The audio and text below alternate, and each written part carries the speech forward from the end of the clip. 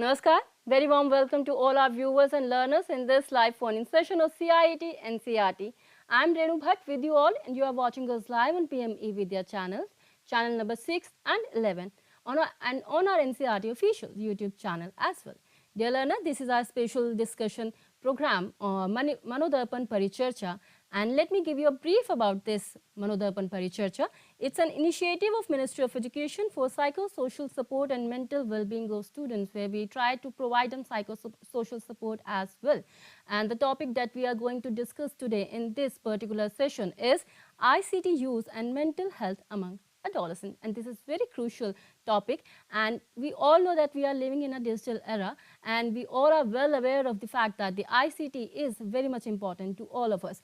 How we can relate ICT with mental health, we will let us know by our esteemed panelists, and so let's meet them. You are Professor Ramakanta Mohalik from Regional Institute of Education, Bhubaneswar. Very warm welcome, sir. And we have our other expert as well. You are Dr. Dhanya Krishnan. You are Assistant Professor from Department of Extension Education, RIE, Bhubaneswar. Very warm welcome, ma'am. Namaste. And you are Dr. Anjan Kumar Khatua. You are Principal from KV number 2 CRPF Campus, Bhubaneswar, Odisha. Welcome, sir.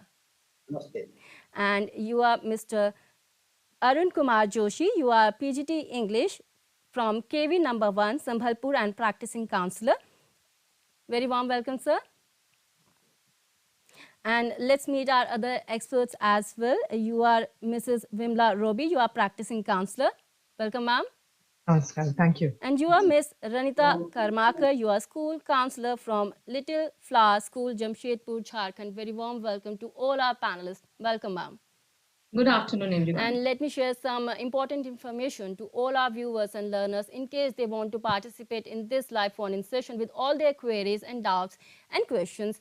And let me tell you that you can call us on our toll-free number, that is, it's our national helpline number as well, that is 844-844-0632. And if you want to know more about MANODARPAN Paricharcha, you can explore our website, that is www.manodarpan.education.gov.in.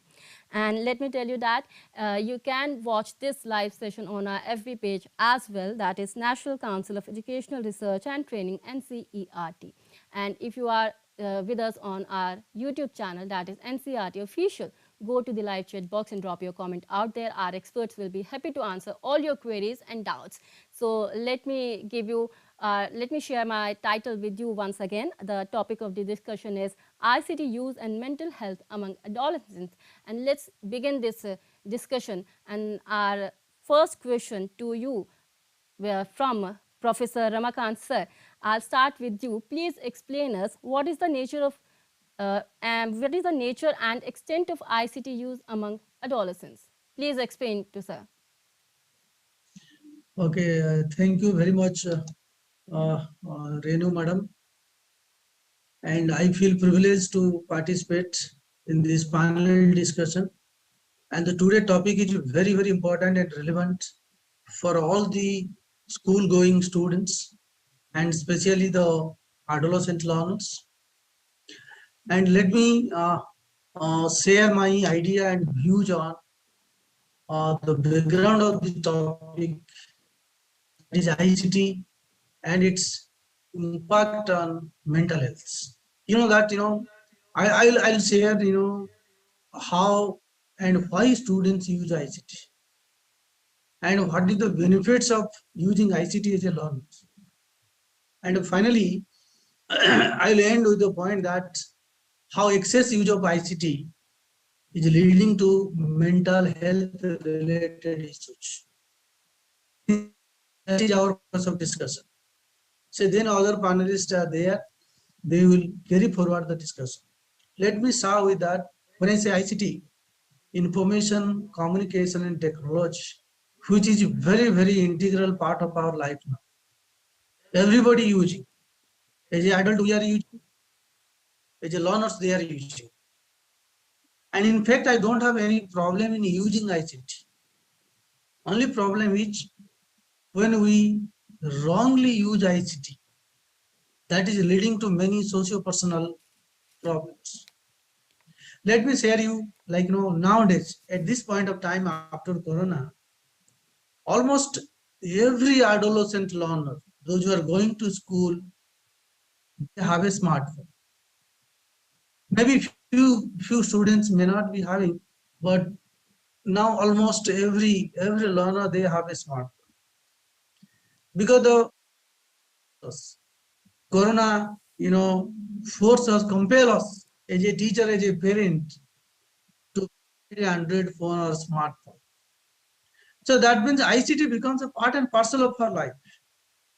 And as a parent or as a teacher, I cannot say that you should not use this Android phone, or you should not use this tablet, or you should not use this net or social media. That I cannot say. So what we have to do here important is that we should help each and every learner so that they can meaningfully use the ICT. When I say ICT, I mean not only the smartphone, the different applications, including our mobile application, our web-based applications, that is helpful for us, for our living, for our education, for our learning. So if I throw some light on, like, how students use ICT, or for what purpose students use ICT. Like, it may be a mobile phone, or it may be a tablet. Why they are using? They are using for a different purpose. I think all the viewers and all of us, we know that. And as a parent or as a teacher, I feel that students are using ICT for learning.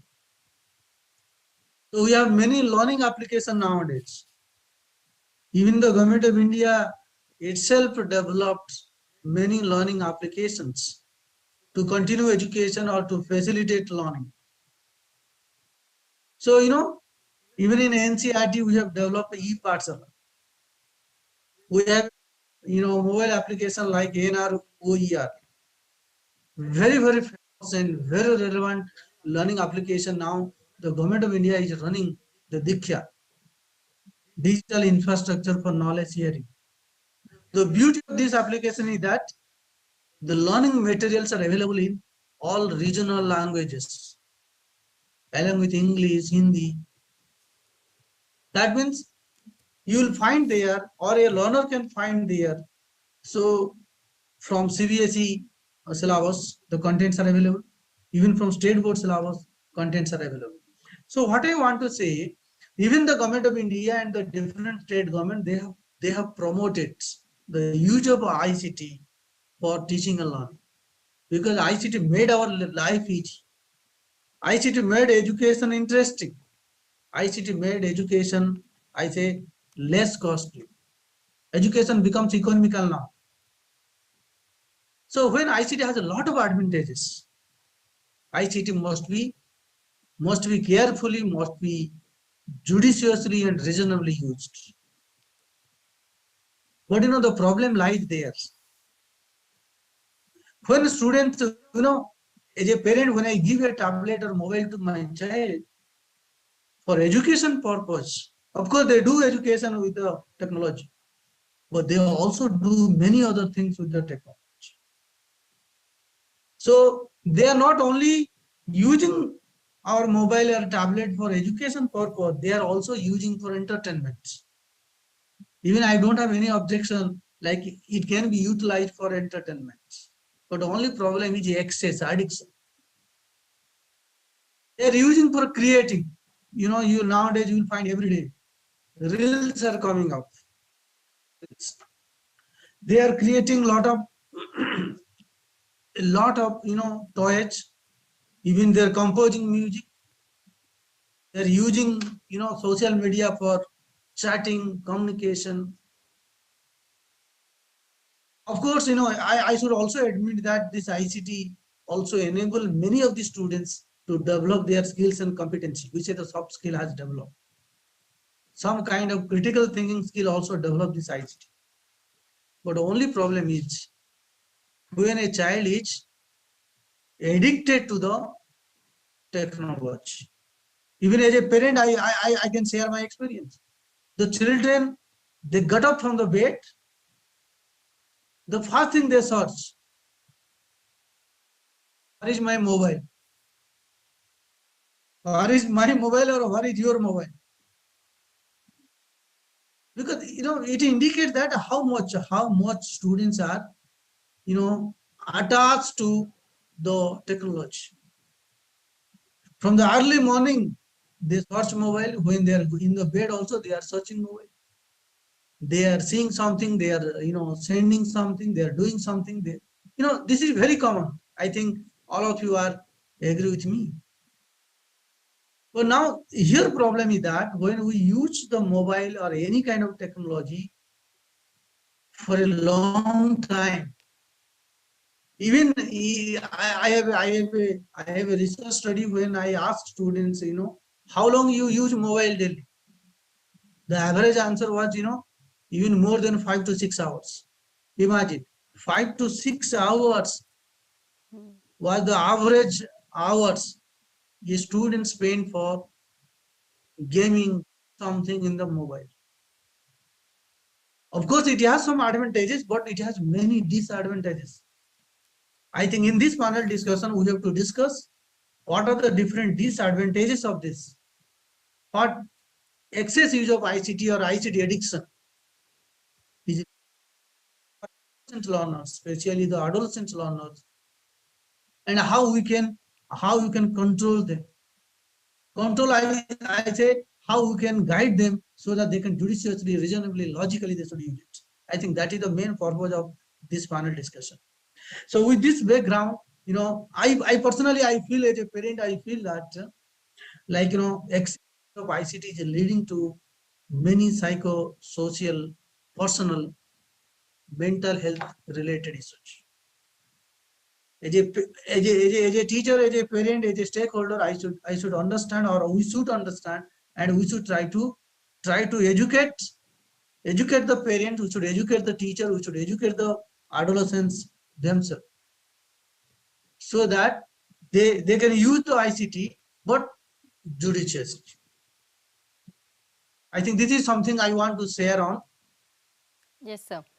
Yes. Very rightly said by Professor Ramakant Mohalik about the nature and extent of ICT use amongst adolescents. And let's move forward. Dr. Dhanya, my next question to you. If we say that ICT made our life easy, that is for sure, but excess use of everything is bad, right? So how excess use of ICT lead to mental health problem? Please explain to us, ma'am. Thank you, Renu, for the question, and thank you, Mohalik sir, for initiating the discussion with the right perspective. As we all agree, ICT is pervasive, it is cheaper, and now easy to access as well. And we can see that ICT has in fact transformed the way we live, the way we communicate, the way we express ourselves. And our adolescents, they have grown up with the advances of technology.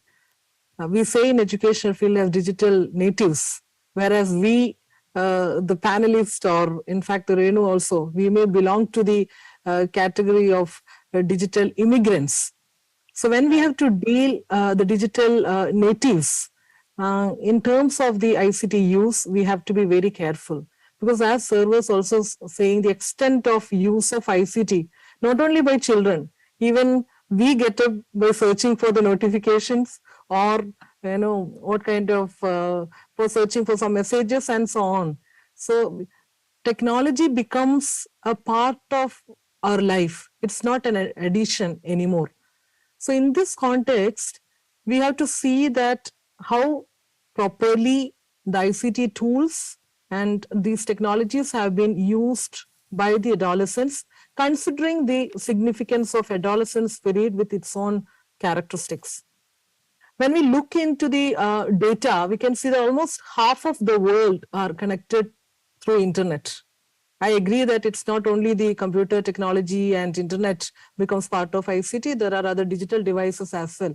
But considering the percentage of the use of the digital devices, if you take the distribution, using internet, using a mobile, because it's very accessible in our hand itself, so we keep using it.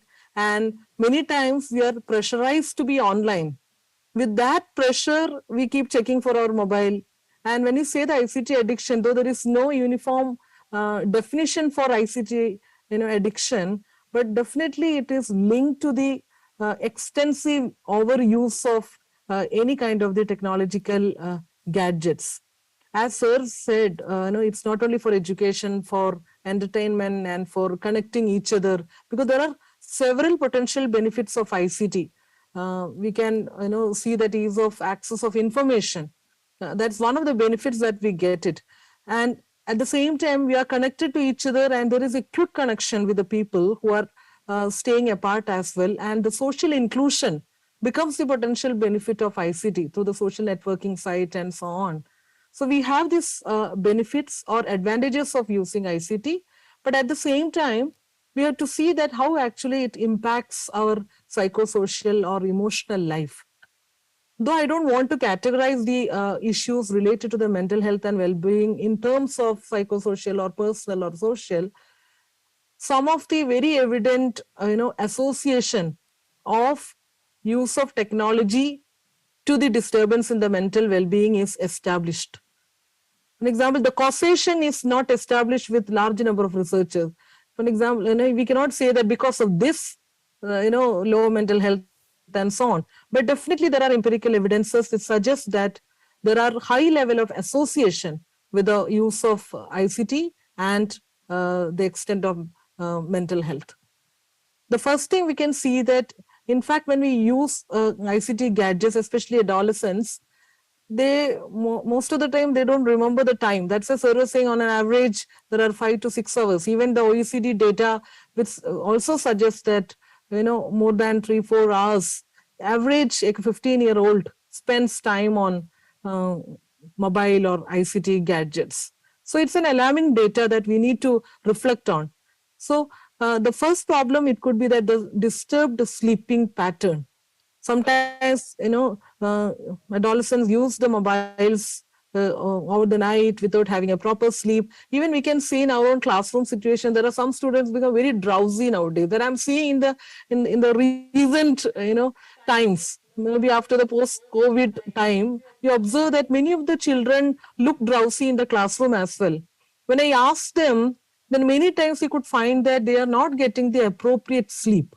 So the disturbed sleep lead to other problems, not only mental, even physical problems. And they are lethargic in their daily activities. They are not able to wisely distribute their study time and then entertainment time and then their use of other gadgets and so on. So they find it is difficult, and they become anxious about their own use of technology, as well as how am I going to appropriately distribute my time for the different activities. That becomes a concern even for the child.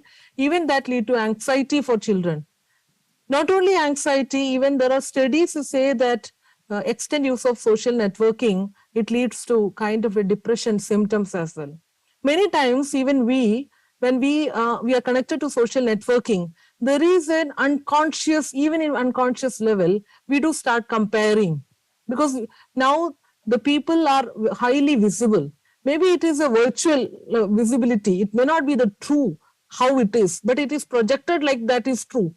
So when an adolescent is connected through social networking site, when looking at others' profiles and seeing the others' lifestyle, then people start comparing, and unwanted comparison starts developing. So this unwanted comparison again lead to less life satisfaction. In fact, there are research evidences which say that more the use of social media, lesser life satisfaction. The study was not done only for adolescents alone, but that also hinting to the causation, to the association effect of use of social media, networking, its excess use, and the kind of hazards it has related to the life satisfaction. If we are not contented with our own life, then there is a less chance that we have a meaningful life as well. So this unwanted comparison leads to the other difficulties, mental illness too. Not only this, I can see that if we start excessively using ICT, the real logical constructive thinking gets stopped. we are more carried away with the kind of the images or the text materials or the visuals, which is highly prominent in ICT technologies, and the logical constructive thinking and the possibility becomes minimized. I agree with Professor Mohalik saying that ICT could be wisely used to develop the higher order thinking skill like critical thinking. But passively being online or passively, wasting time just by surfing something or searching for the information or by looking at the profiles of others and so on, we can see that there is a distorted image, self-image that we create as well. And there is another problem that we can see, that a distorted body image. There is researches which pointing to that as well. When the media, even the traditional media, but now because of the advent of ICT and its progress, the body image concept, the idea, the real body image concept becomes very difficult for adolescents to develop. Rather, they think a particular body image which is projected through ICT becomes the real one, or that's what I want to do, and that lead to a distorted eating habits, and then it continues with the distorted sleeping pattern and so on. So the hazards or the difficulties associated with the excess of ICT use is not only about the physical things like sleeping pattern, but it actually leads to the certain kinds of psychological reasons as well. So the next point that I would like to say here is that students also lose focus on the studies. They become distracted very easily. And there are options for you to switch over from one to another when we are using the technological tools. You're not focusing directly on one. In fact, if you compare with reading a book, usually we focus on one book when we read it. But we have different windows open. We go from one to this to. Why I am using the word we? Because we cannot blame only adolescents for being used this. We are also being part of it. As a parent, we worry that the excess use of ICT. At the same time, I should admit that when children are not eating properly, there are a quick resort that we do, that we keep the mobile and show something so that they are look like they are interested in something else, and then we try to feed as well. So even we are also equally part of it. But at the same time, especially in adolescence, there are chances for them to be more distracted from the studies and get into the different groups. Again, a cyberbullying could be one of the issues. See, even in the school, there are bullying cases, but it stops there in the school gate. But the advances in the ICT and then being connected online, the bullying happens even outside the school gate, and many times it is anonymously. So it gives a confidence for the child or for the learner that okay, nobody is able to see or do or understand or identify who is doing that. That feeling that okay, nobody, I am not visible, that gives a wrong confidence for the children to do anything as well. So when we have to respect the privacy of the person, but at the same time, it should not create another antisocial behavior like cyberbullying. The victim to the cyberbullying and the adolescent who is doing cyberbullying, equally responsible, we should worry about both of them. It's not only for the victim. It's that we should worry that why our young productive adolescents get into such antisocial behavior wherein their mental health is being affected. So maybe the neglecting of other activities and then concentrating more on the digital devices, that really lead to the disturbances in managing or balancing the different life activities as well. So I don't want to prolong saying about the problems which is associated. I would like to hear from other panelists as well. How do we as adults help our adolescents to come out of these issues, Renu? Right. And here I would request from all the panelists, if they want to add something or if they want to share their experience on this point, feel free to share it right now. Any other panelist? Okay, so shall we move forward? Fine. So my next question is from Mrs. Karmakar ma'am. And ma'am, my next question to you is, what are the nature and types of mental health problem due to excess ICT use? What exactly are those? Thank you, Renu, for such a relevant question. And I would like to thank Sir Ramakant Mohalik also for illustrating the use of ICT so well, and Dhanya ma'am for giving us such a wonderful insight Ranita about ma'am. the benefits as well as, yeah, am I audible? Quite audible, ma'am. Yeah, okay. So I was thanking Miss Dhanya also for giving us such a wonderful insight about ICT and the negative and positive impacts of it. So I wanted the PPT to be shared so that I can, is it shared? Thank you. So I'm going to deal with the nature and types of mental health issues. We shouldn't forget that when we talk about mental health issues, we are talking about other aspects of well-being also. When we talk about well-being of a person, it is the physical well-being also, social well-being, emotional well-being. And when we put them together, it is possible when we maintain our mental well-being. So the next slide coming up. So, Sir and Ms. Dhanya had shared really good facts. Here, there are certain more facts I would like to share. 1 in every 5 children is found to be suffering with mental health issue because of excessive ICT use, suffering and will be suffering. Then the next point that I've mentioned is not only larger, also longer. By this, I would like to say that this mental health issue is not only having an impact on the larger part of the population, but also that these mental health issue can prolong lifelong also. So it cannot be only larger, it is going on longer also. So this is really a very warning signal for us that teenagers who are in adolescent stage, maximum number of teenagers are getting affected now, and the mental health issues can prolong till a longer duration of time, which will impact their lifestyle. Then globally, more than 4 billion people use the internet right now, and mobile data traffic has grown 4,000 fold in the past 10 years and 400 million folds in the past few years, especially since COVID. Teen use of the net. Now, the teen use of the net has increased many folds. We all know that.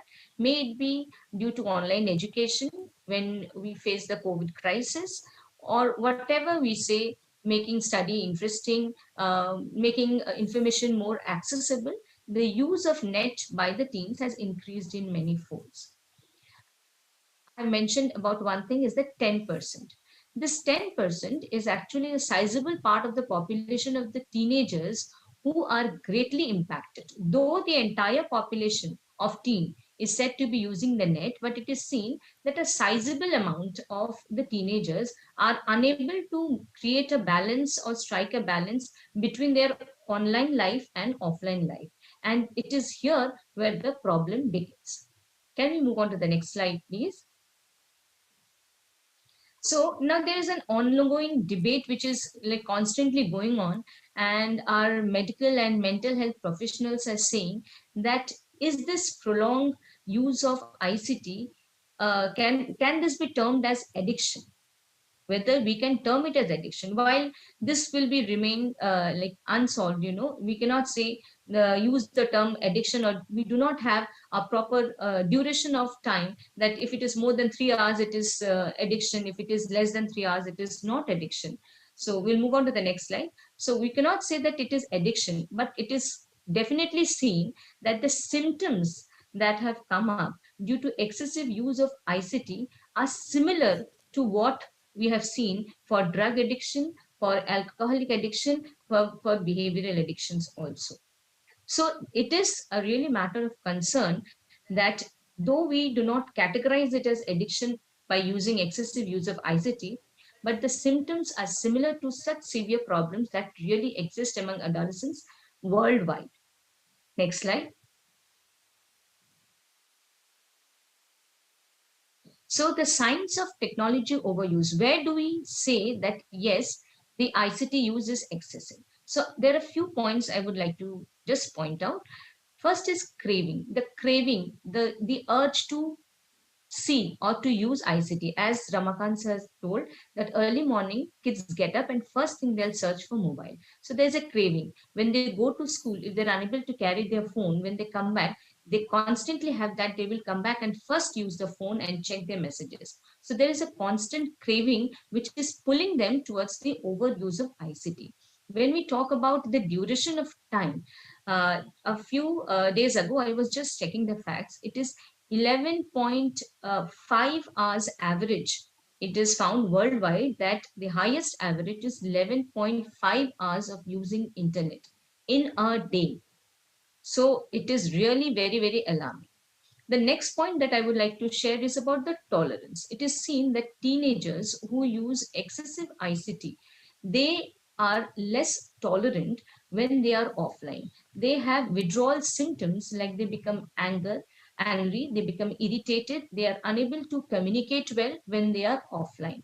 So this use of ICT remains persistent, which is very, very important for us to find out that when it is happening, how it is happening, and what can we do so that the child does not enter that level from where we cannot bring the child back to the normal well-being of a person. Can we have the next slide, please?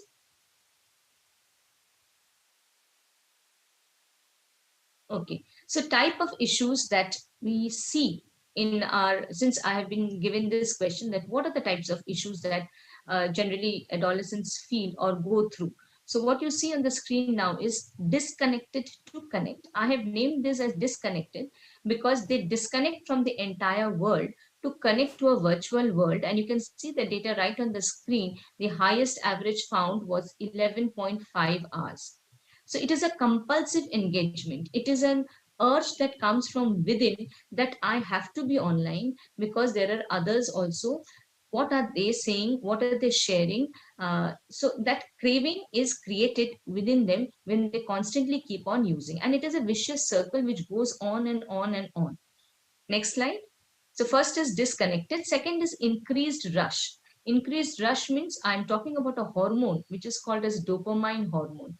So pursuing online activities at the expense of offline means the use of ICT creates such a dopamine rush in the body, in the brain, that the person gets a lot of pleasure. So that pleasure is so satisfying for the time being, not for the long-term basis. For short term, it is that satisfying that the person is ready to sacrifice their offline responsibilities, offline work that they should be engaged to. This is the second impact. May I have the third one, please? The next slide. Depression. Now, there are two things here. Some say that due to depression, people use ICT more. And it is said that if people use ICT more, it leads to depression. So it can be two ways also. So though the debate will go on, but it is seen that prolonged use of ICT use has definitely led to depression. Depression here means there is no urge, there is no self-motivation, there is lack of confidence in the person, doesn't want to pull oneself up, doesn't want to do the normal work and remains aloof from others. This is what is depression. The next point.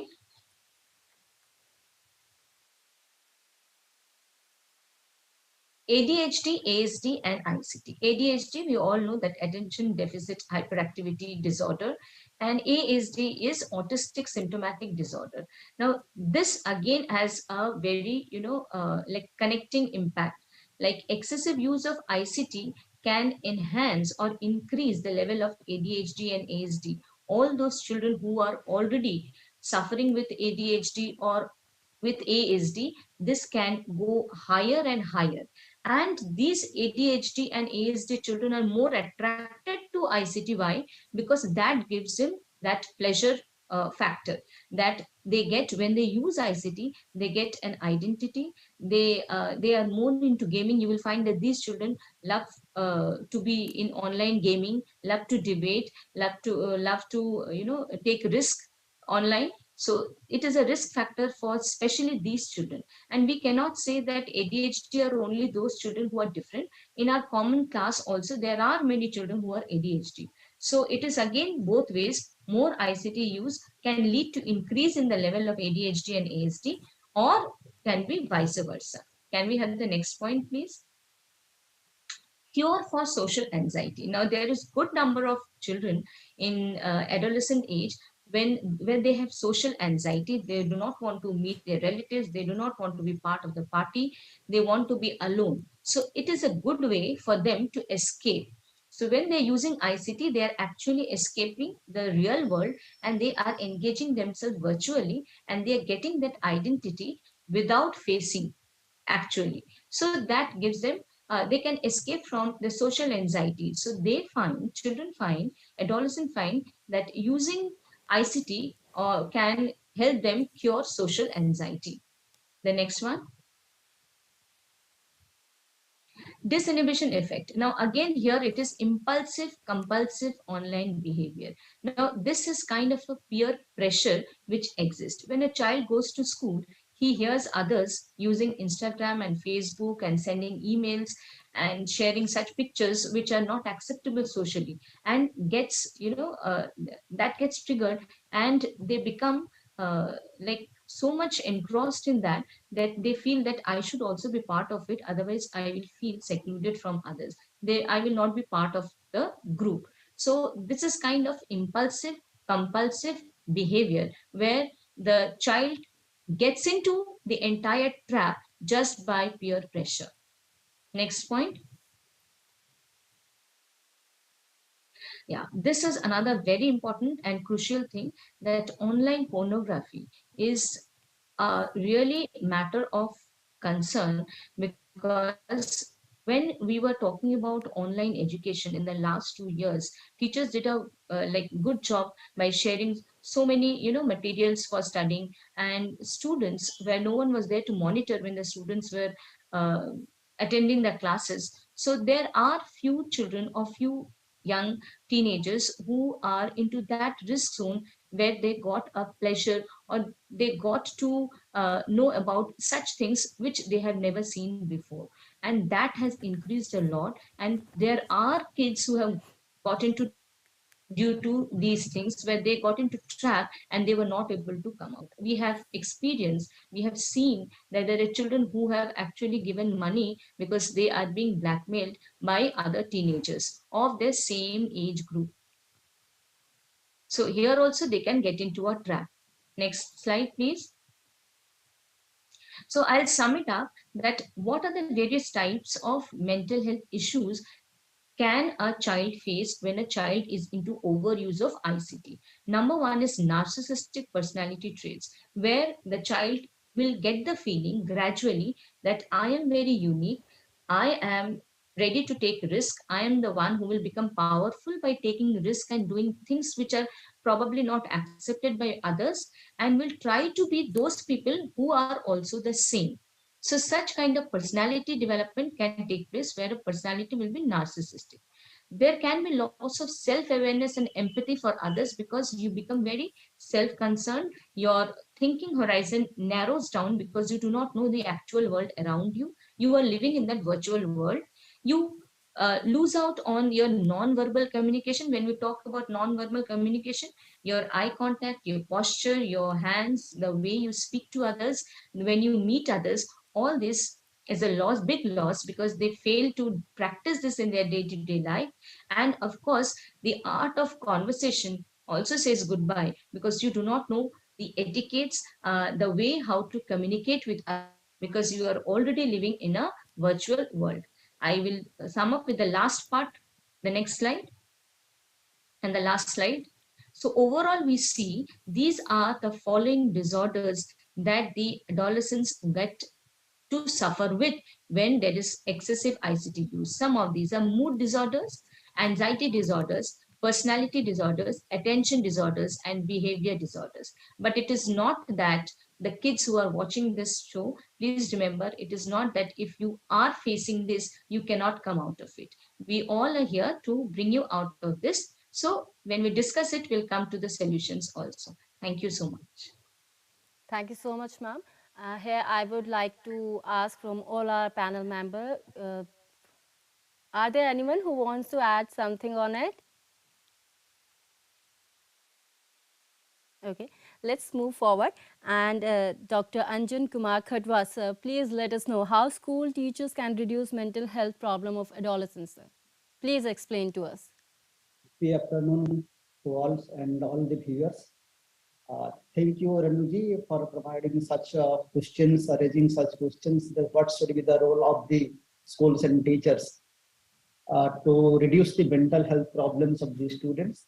My previous panelists have already highlighted that mainly what are the advantages and disadvantages of using ICT. And all of you know that after 2 years in post-COVID period, when students are coming to the Vidyalaya, they are facing a lot of problems. And these problems are highlighted by the Karmakar, Ranita Karmakar madam. That is infinity complex, anger management, and anxiety, depression, and excess use of mobiles are the reason of these things.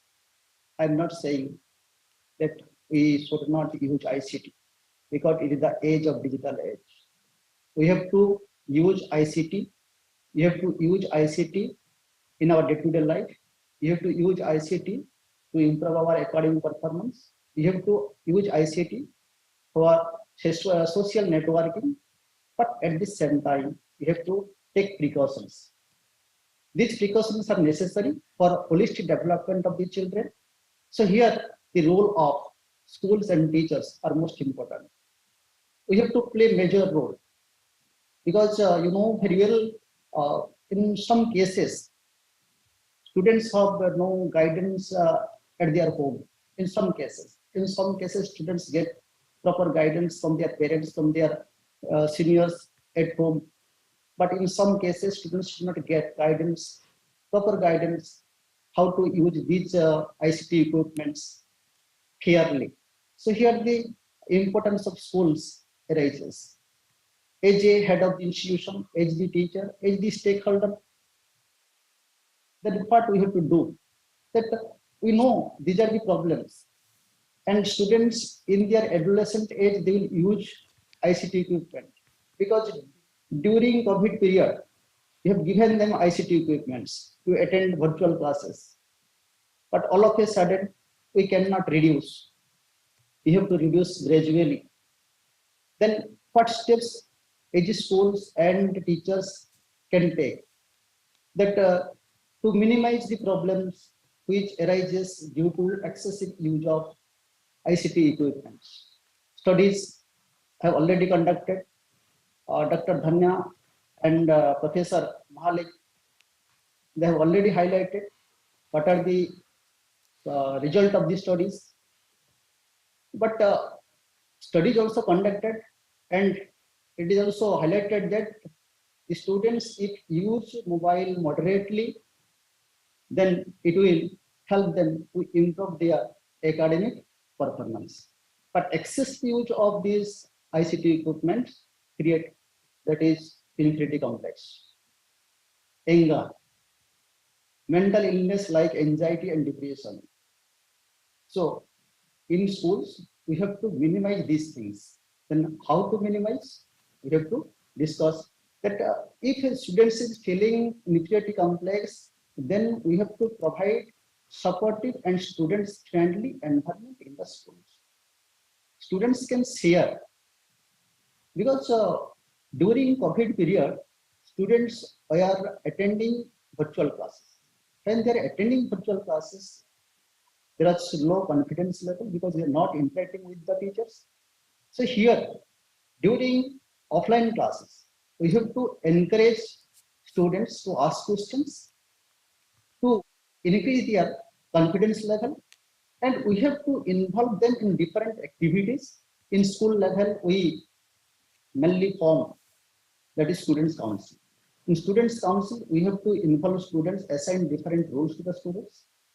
School captain, school vice captain, then CCA captain, sports captain. When students will involve in these activities and that offline activities, then his that infinity complex will be gradually removed. Then again, we can say that each student has their own identity. No two individuals are alike. So here, as a schools, as a teachers, we have to know the strength and weakness of the students. In which area he has strength, we have to assign duties. you have to assign roles, you have to assign activities, and in which area he has weaknesses, in that area we have to support. Then the inferiority complex will be removed. Then again, as a parents, we always expect more from the students. Always we expect high from the students. As a teacher, as a schools, as a parent, all of you expect more from the students. But at the same time, we ignore their small achievement. We have to praise the students for their small achievement, then his confidence level will go up. Then we can say also that always we compare the students, especially to marks. One student get 90% marks. Most of the time, parents say that student has secured 90% marks, but we have secured 10% marks, 20% mark, only pass marks. We have secured very less marks. Teacher also says. So here we have to just see that we are not comparing the students with another students. We have to compare the students' achievement in different tests. In one test, if he has secured 30% marks, in another test he has secured 50% marks, we have to encourage.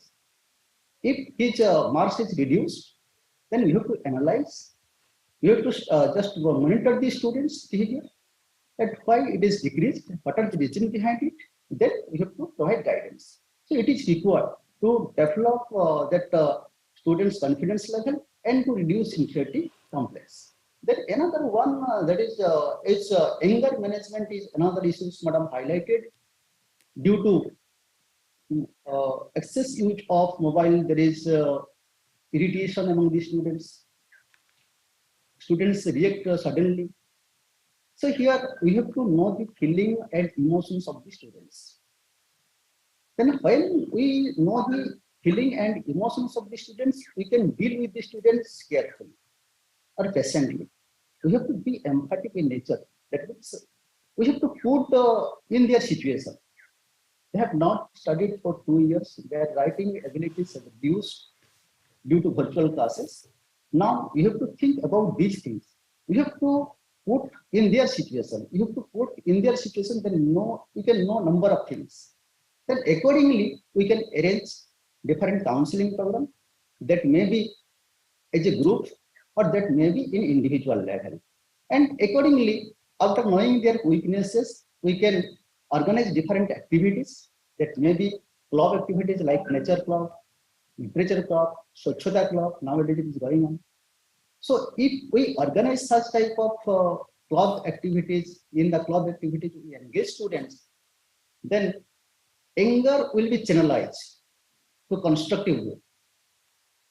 So if we analyze the emotions of the students, nature of his irritation, then we can also here plan for a different exercise, yoga, meditation, pranayama. In the mass PT period, in the morning assemblies for 5 minutes, we can also organize pranayama, exercise. All these things will help to channelize anger to constructive activities. Then we can say that all of you are saying that mental illness is increased due to use of excess mobile. Yes, it is fact. Now we are also observing that things in the schools. There is hypertension among the students. Due to excess use of mobile, some students are facing depression. Depression is not only due to mobile. Due to use of ICT equipments, number of factors are responsible. There may be family factors. Other factors are also responsible for depression. But yes, use of ICT is also one of the factors which result in depression, which result in anxieties. Then in the schools, what atmosphere we have to develop? In the schools, at least one adult member should be there with whom teenagers or adolescents can share his feeling freely. He shares his feeling freely with teachers, with principal, with other stakeholders freely. Then we can know what are the reasons behind it, we can identify the problems, and accordingly we can manage or maintain profile of the students, his case history, and record his behavioral changes, result or what are the cause of depression, anxieties, and accordingly we can organize different mental well-being programs in the schools with the help of school counselor, with the help of the doctor, with the help of the psychologist. They will guide us in different ways how to uh, reduce mental health problems and how to develop mental well-being. If we look after the physical, social, and psychological problems of the adolescents carefully, then we think that problems can be sorted out in the school level. And if there is more problems, it is not possible in the schools, then we have to take the help of the parents. We have to discuss the problem with the students and parents. And if it is required, we can refer for medical treatment or further necessary treatment. Another one we know very well, that is students are nowadays using access ICT because they are not getting proper guidance to set their goal. So here our responsibility as a teacher, as a principal, as a stakeholders, that we should understand the capacity, interest, and aptitude of the adolescent. And accordingly, we should set goal. And to achieve that goal, we can invite different eminent personalities to the schools. They can deliver talk here. We can also invite alumni of the Vidyalaya, those who have achieved life, achieved name and fame in different sphere. They can share their feeling with the students, because we know when our elders or senior brothers come to school, students feel very freely. They talk freely. They ask different questions about their career. What are the things they are doing in their school career, and how they overcome these problems, and how they get the job in different areas. So all these things they ask their seniors very freely. So we have to invite alumni of the Vidyalaya, eminent personality, where students can get scope to discuss all these things. And we can also organize career exhibition in the Vidyalaya, because nowadays students are wandering here and there. They are asking or they are searching that is different careers, about different careers using ICT equipments. That may be using smartphone, or that may be using Apple iPad, whatever may be they are using. So here, if you organize career exhibition in the Vidyalaya, students can know about the career opportunities available in our country and at global level. So accordingly, they will prepare themselves. We can also organize group discussion where students and teacher will discuss about the career opportunities, career talks, and students will get benefit out of this, and that will help them to achieve their goal, achieve their target. And here another things I want to highlight, that we can also take the help of the local industry, local artisans, who can guide them. That is in about pre-vocational education. And because all students are not genius, some students leave Vidyalaya after class 10 or class 12. So we can involve these students if we invite local artisans, local industrialists to this Vidyalaya. Then another one is that all of you are saying, or my previous panelists, they also told that excess use of mobile phones and internet addiction. Yes, it is one of the problems. When I talk with my students, some students say that their academic performance decrease because, as Mohalik sir told, in average 5 to 6 hours they spend in using mobile. and only just forward a different message to their friends, to post their photo, they like or dislike. All these things they search in the social media. So all these things are responsible to some extent for their low academic performance. So here, as a teacher, as a school head, we can motivate students to develop their reading ability. They have to use school library properly. They can review books. So as a result, we can channelize their work from ICT or use of phone to offline activities. We can also encourage students for different physical activities like games and sports. We can organize mainly art exhibition in the Vidyalaya, inter-house competitions or inter-class competitions, encourage students by giving prizes, by giving some token of gifts, and we can also encourage students that if we give more emphasis on content, then students will search for different articles and go for Google for searching and spend time. But if we involve or if we follow competency-based learning, experiential learning, sports-based learning, art-integrated learning, all these activities, students involved Right. and collaboratively they work, it will help them to develop their activities, or to develop their experience. So all these things, I think, will channelize the energy of the students from using mobile to using offline activities. They will involve themselves, they will learn themselves, and they will be a good citizen of our country. And another, lastly, I want to say that we have to involve parents, conducting parent-teacher meeting in the Vidyalaya, conducting seminar for the parents, for the students about all these things. Then students will get idea, and whatever way they are spending time in ICT, that is only smartphone and other equipments, we can reduce that time. Hmm. And yes, thank you, madam. Thank you so much, Dr. Anjan, sir.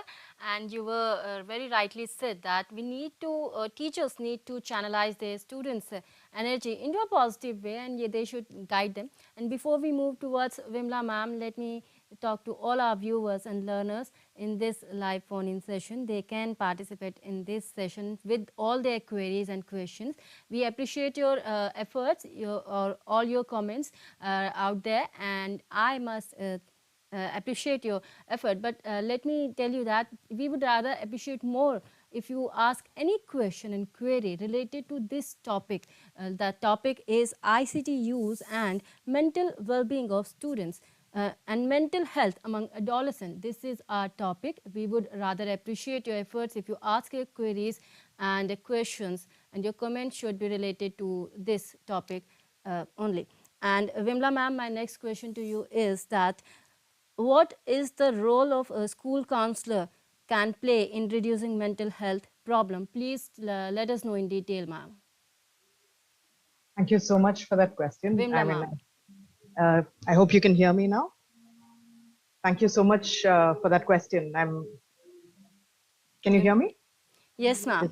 Okay, sure. Yeah. So let me first of all begin by expressing how honored I am to be here today and to share a forum with people I respect so much. And I'm also grateful to have this opportunity to share my observations and the lessons that I have learned as a counselor regarding mental health issues related to the use of ICT. We've all, the past few months, we've all been very excited to return to the school campuses and to what we were all familiar with. And we have all realized the benefits that ICT brought to the school system.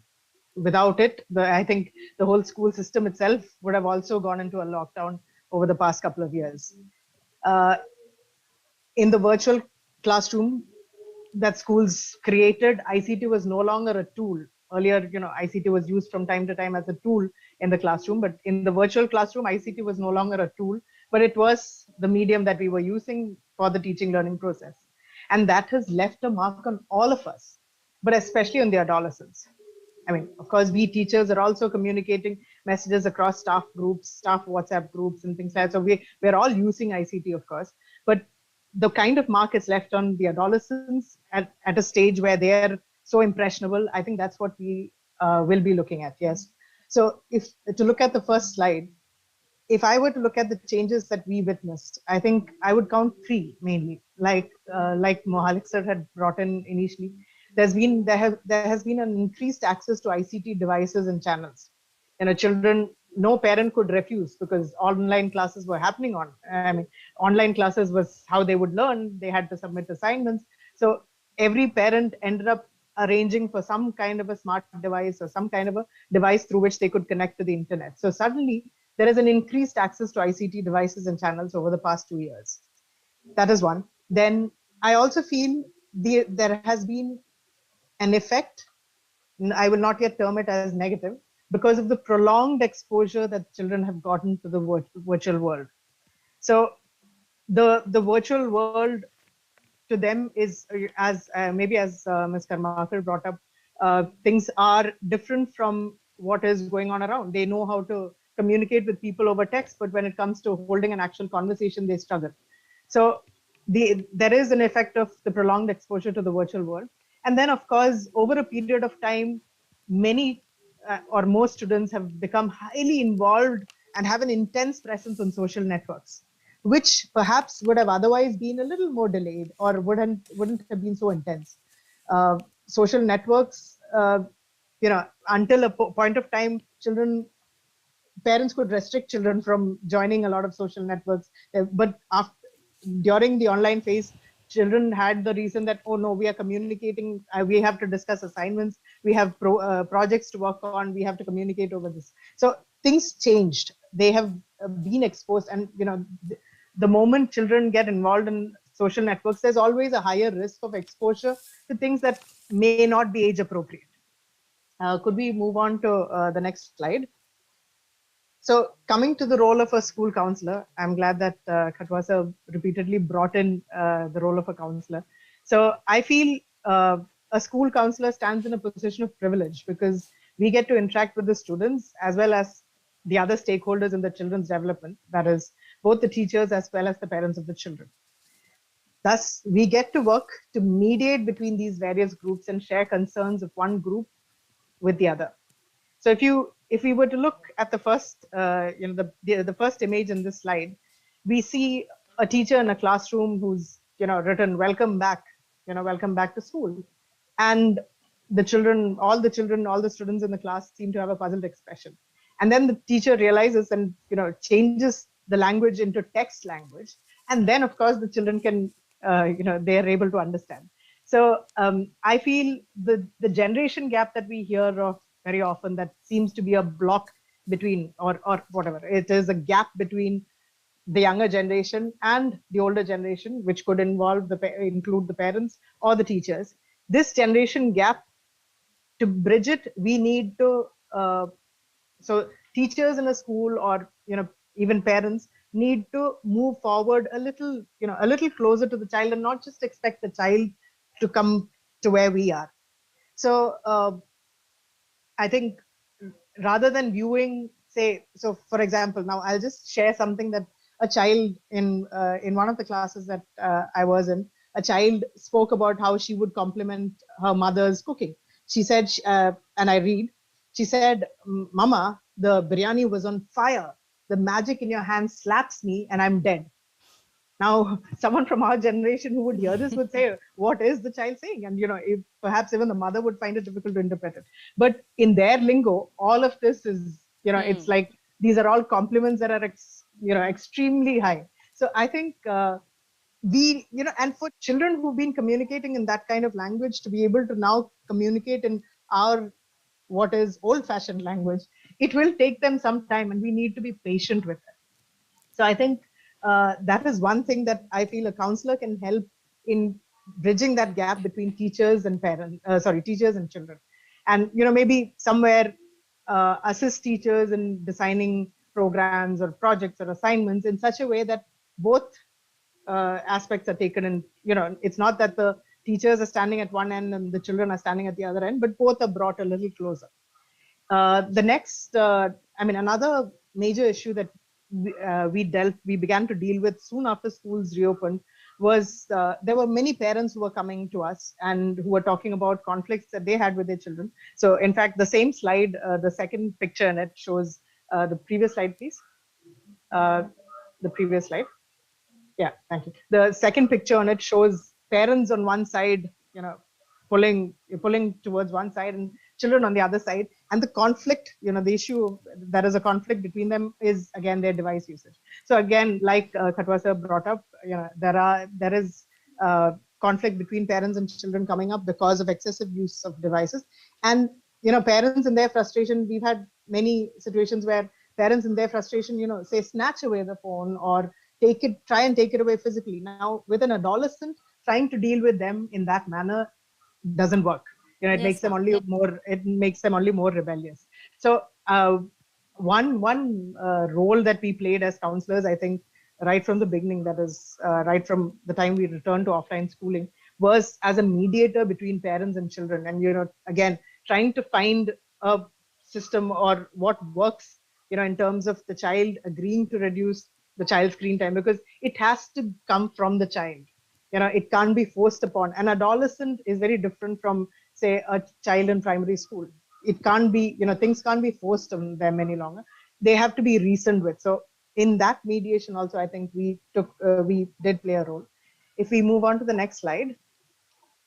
Yes. So yes, this is something. We are running short of time. Could you please summarize? Yeah, sure. I'll just cover this quickly. So this is again, I'll just touch upon what Dhanya ma'am had brought up. That is basically about body image. Body image also has been an issue that children, because of their increased presence on social networks, body image is a big issue. Cyber stalking or cyber bullying has been a big issue. We've had children who have, because someone hacked into their accounts and, posted something that was inappropriate, they have been so stressed that, they have wanted to stay away from school for a longer time. So we have been dealing with incidents like this. So our safety measures, so basically counseling children regarding safety measures about their presence online, and of course, giving them tips on how to reduce their screen time. And again, like I said, the children are willing to move away. We don't need to force it on them. The children are willing to move away. I've had children coming to me themselves and saying, I do realize I spend a lot of time online. How do I reduce it? So, just guiding them and all in, reducing that, giving them practical, tips as to how they could move away from that. I think that also is, one more thing that a counselor can especially intervene in, one more area where counselors can especially intervene. I'll conclude with that, and we can move on to the next speaker. Right. And we quickly move towards our next speaker, that is Mr. Arun Kumar Joshi. So my next question to you is that how parents, guardians can help adolescents in reducing mental health problems. So please explain to us, sir. Thank you very much, ma'am. Good afternoon to everyone. An optimist finds every calamity as an opportunity, but a pessimist takes every opportunity as a calamity. If we take care of small things, little things, bigger and biggest things will automatically take care of themselves. Science and technology are the greatest inventions of mankind. We cannot deny the fact that it is a blessing. It is a boon for the mankind. Science can be a very good servant, but it is a very bad master. Excess of anything is bad. We are no doubt analyzing, hypothesizing, synthesizing, illustrating, exemplifying, elucidating different varied aspects of ICT. So far as the term ICT is concerned, it's not a limited term. It's a term which has a very wider connotation. All the respected previous speakers, they have rightly pointed out the use of mobile phones. laptops, tablets, desktops, and many modern electronic gadgets.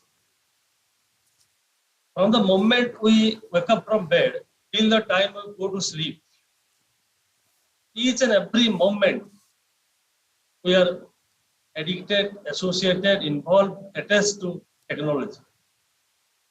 Can you stay without technology? Can you live life without technology? No, not at all. Why should we only talk about adolescence? No doubt we are talking about adolescence period because it is a very crucial period of life. The period between childhood and adulthood is called the adolescence period, and during this time there are so many distractors which distract the attention of the adolescents. That's why they go astray. They don't fall in line. And so far as this present digital world, the so-called digital world is concerned, parenting has become a very, very difficult task. Take for example, a student or a child or an adolescent of working parents. Both the parents are working and the child returns back from school at 2:30 p.m. He has to ring to his parents very often. Mom, where is the lunch? Where is this? Where is that?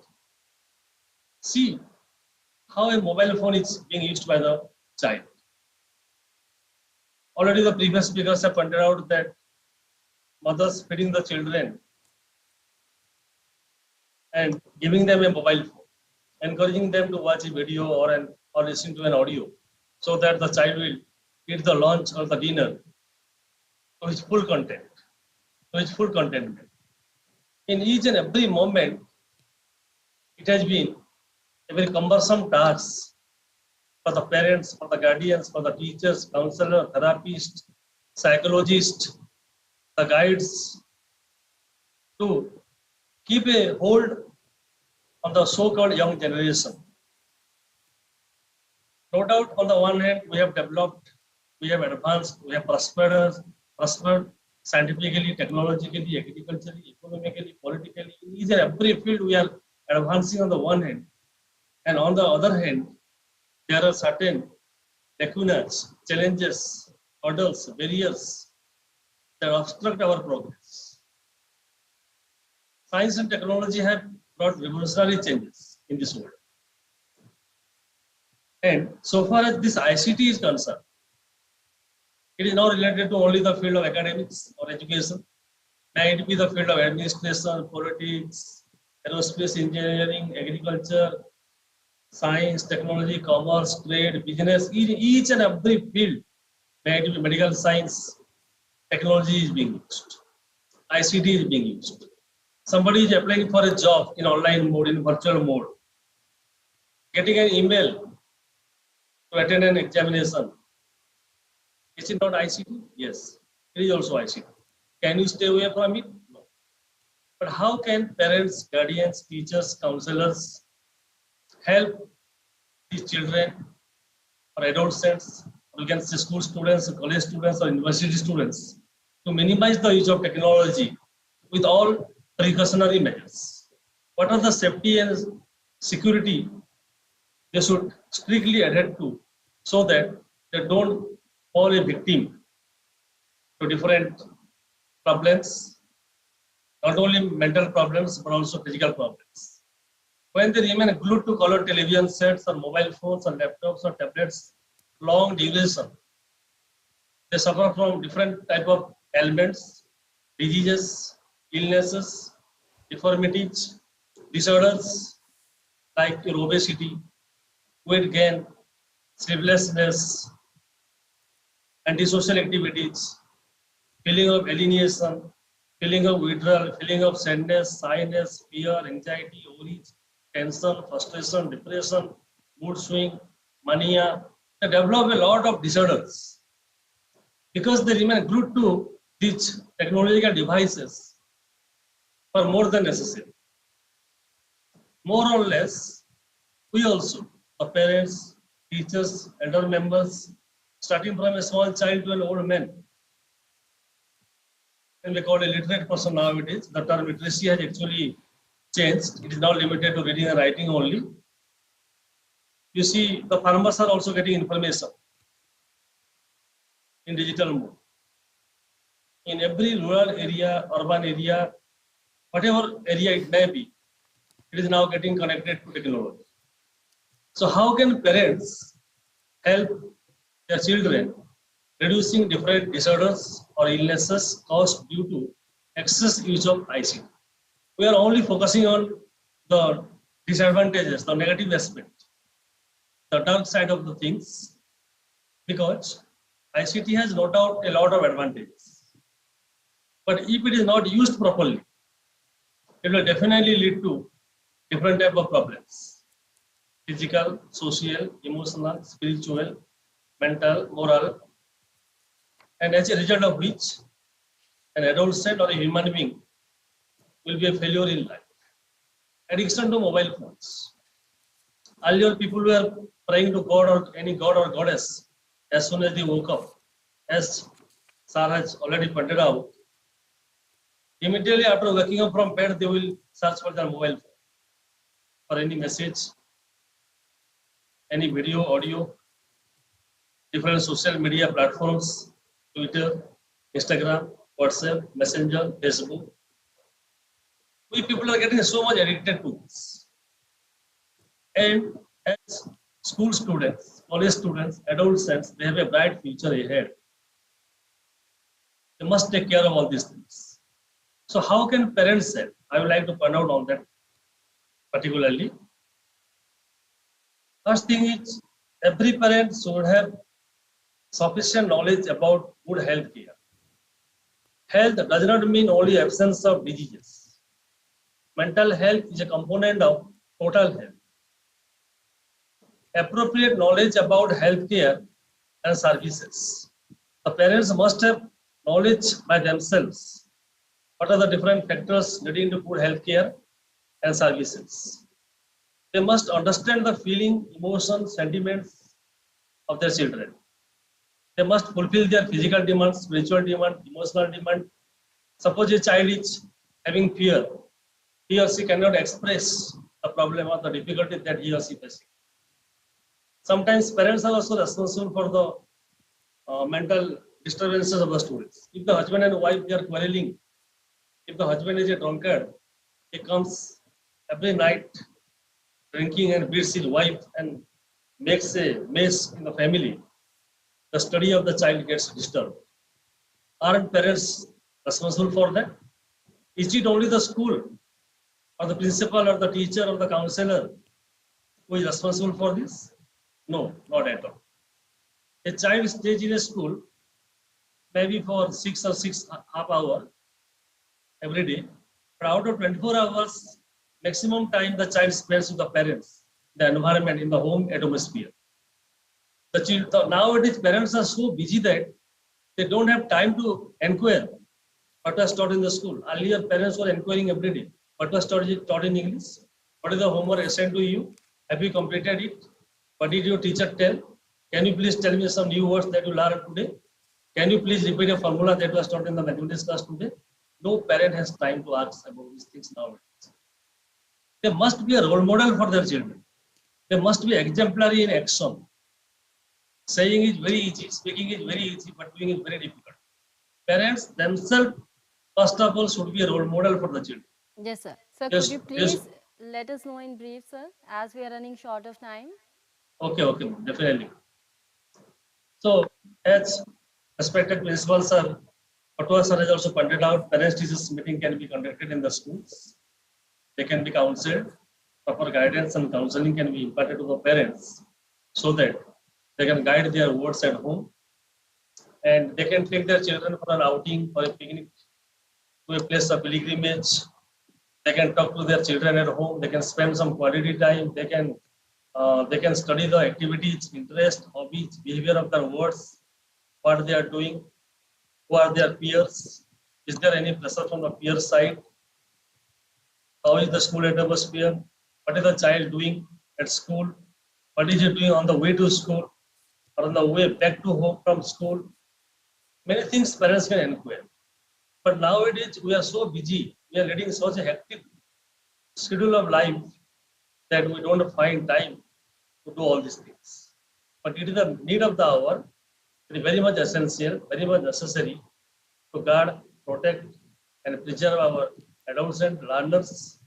Otherwise, they may go astray, they may lose moral values. They must develop life skills. They must learn human values first. First of all, they must be good human beings. Technology can never replace human beings.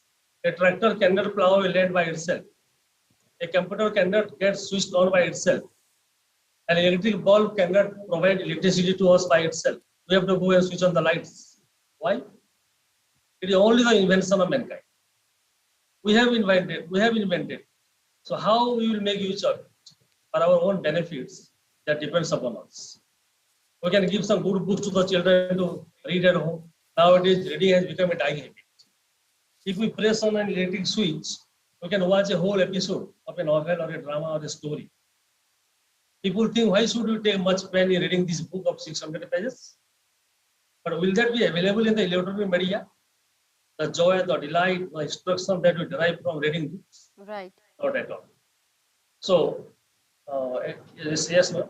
I know the constraints of time. So to conclude, parents must be very vigilant, very much conscious and aware of all these disadvantages of use of modern gadgets, electronic gadgets, and they must guide their students. Thank you all. Thank you so much, sir.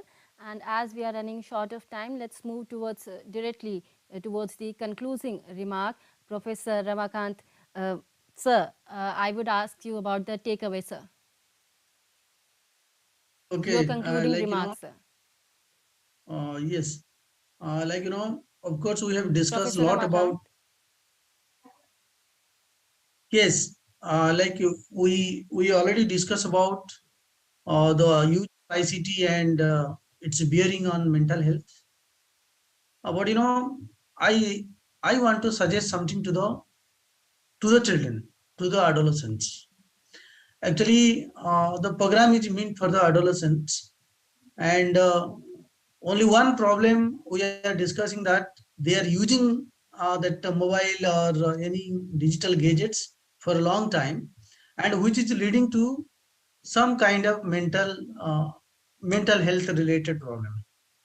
So then our focus is on, we should try to motivate them, try to encourage them to reduce the ICT gadget use time. As a teacher, as a parent, whatever we may be, but we have to see that children should not use mobile for a longer time. So then we should motivate the child, what Mr. Joshi was telling. We should encourage them to read a book. Nowadays, I see in my, in my own home, children, they don't see the television. Nobody cares the television now, because what is available on the TV, that is more available in the mobile. So we have to encourage, we have to motivate them, we have to guide our children. So let us see TV for some time. Spend some time reading. So as a parent, we have to read with our children and give them a book. Okay, this is the book I have read. You read this book. Not only that, we should encourage them anyhow. Whatever we should do it, we should help them, encourage them to go out. Children nowadays, especially the adolescents, they are going to the school. After school, they are coming home. They don't bother about what is happening outside the home. Even they don't bother about what is happening in the garden. But mommy and daddy has planted something, they are not aware about it. So we have to do something, they should come out of the house, go to the playground, go for a cycling for some time, go to the children park, mix or play with their friends. I think otherwise, if you put them inside the house, of course it is difficult. As a parent, I personally realize it is difficult. They are more happy in their home, in their own world, like with the mobile and tablet. They don't want to come out. Right. I think this symptom is very, very, very, very important for the teenagers. Small kid, you can convince, but the teenager, mostly the adolescent, they don't want to come out. I think my point in the last point is like, we have to assist the children, or we have to guide them. Let them come out from the home, at least in the maybe in the afternoon time, in the evening time, they go out for play. I can add something. Yes, ma'am, please. I have something for our young adolescents. The word is escape. This is their takeaway message for today. They can use this word escape to really escape these kind of mental health issues. The word escape tells us that it starts with E. E for engage. Engage in right activities. Look for a good hobby and see where you get more pleasure in those physical activities. Then in escape comes the letter S. Strategize your activities, strategize your time. What is most important, do that first. Obviously, you cannot get rid of ICT in a way, but you can strategize it and do it later on and reduce the screen time. Then is C, communicate the real fearlessly. Do not get afraid. If you are feeling bad, communicate that. If you're feeling sad, communicate it. Look for a person. Next is A. Ask for help willingly. Don't wait for someone. Look for an adult. I know you won't be able to, find a confidant in every person you meet, but there will be someone with whom you can share everything. The person may not be able to solve your problem, but will listen to it. P stands for pay attention to the guidelines, be aware of the safety measures while using ICT. And the last is E, establish true relationship with others instead of virtual relationship. So remember the word escape. Thank Okay. you. Dr. Dhanya, would you like to add something, ma'am? I just would like to conclude by saying that the most important thing is to be connected, the parents to have open dialogue and communication. The second one is that students to be active, wherein the schools can do a much lot. And the third could be that they can be better creative, even in the ICT space, where they could be involved in coding and other interesting creative activities than wasting time on just for searching for the information and chatting. And maybe the next one is that they can give to others, and that means they can post some good messages, they can encourage the people through using the scope of ICT. And the last one could be the be mindful, wherein they themselves understand that what the time what they use it for ICT gadgets and how it could be well managed, and parents can also help children to do that. So these are the 5 steps given by Children's Commission for England for 5 digital day comprehensive framework for better mental well-being. So I just want to conclude it by telling that let our adolescents embrace the technology and the reality of the world with the right spirit. Thank you. That ICT is very much important, but we as an elders and guardian, we need to inculcate some good skills in them. And as we are running very short of time, it's my time to wrap up this session. But before that, let me thank all our panel members. Thank you so very much, ma'am and sir, for being with us, for your engaging session, and for this very informative session. Thank you so very much, ma'am and sir. Thank you everyone.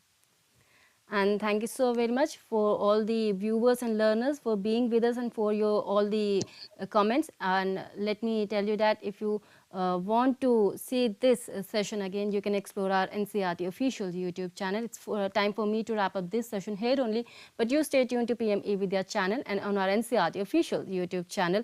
Me, Renu Bhatt, is taking your leave. Namaskar.